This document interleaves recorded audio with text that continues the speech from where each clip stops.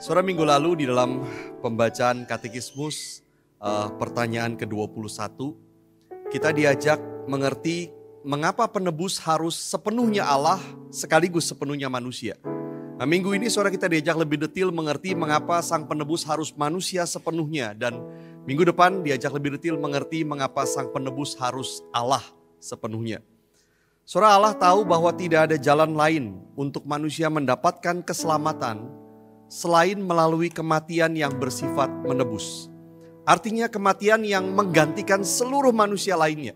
Tetapi juga bukan sekedar mati, melainkan kematian yang mampu berubah menjadi kemenangan melalui kebangkitan. Maka jalan satu-satunya adalah Yesus Kristus menjadi manusia. Dia mengambil rupa seorang manusia, mengenakan tubuh manusia yang bisa mati, dan di dalam keadaan sebagai manusia yang sempurna, dia bisa menggantikan manusia lainnya menanggung hukuman dosa. Thabiti Anyaboil, seorang teolog, saudara, mengatakan begini.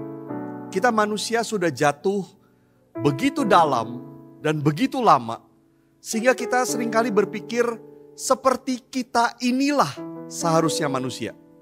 Maka kita bisa berkata begini, to err is human. Melakukan kesalahan adalah sifat manusia. Dan kita mendefinisikan saudara arti menjadi manusia dari sisi kejatuhan, kehancuran, kerusakan kita. Bahwa manusia memang seperti ini.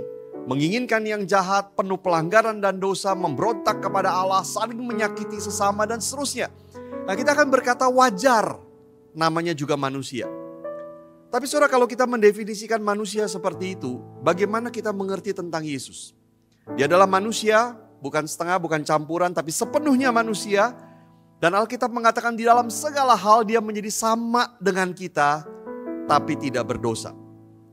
Saudara, apa yang kita lihat di dalam diri Yesus adalah manusia yang sesungguhnya. Menjadi manusia bukanlah seperti kita ini. Menjadi manusia adalah seperti Yesus. Itu adalah standar menjadi manusia. Di dalam kehidupan Yesus kita melihat itulah yang diinginkan Allah waktu dia menjadikan manusia.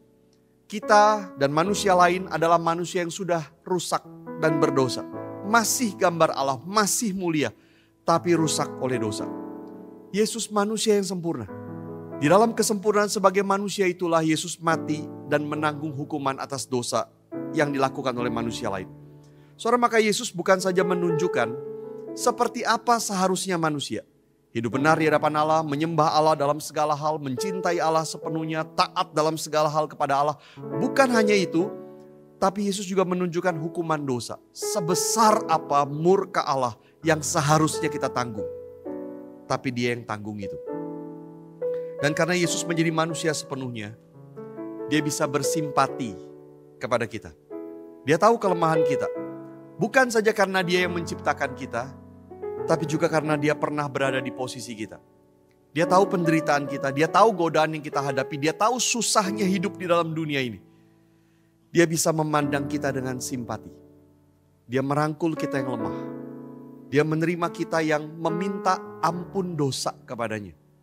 Dan dia menuntun kita dengan kasih karunia.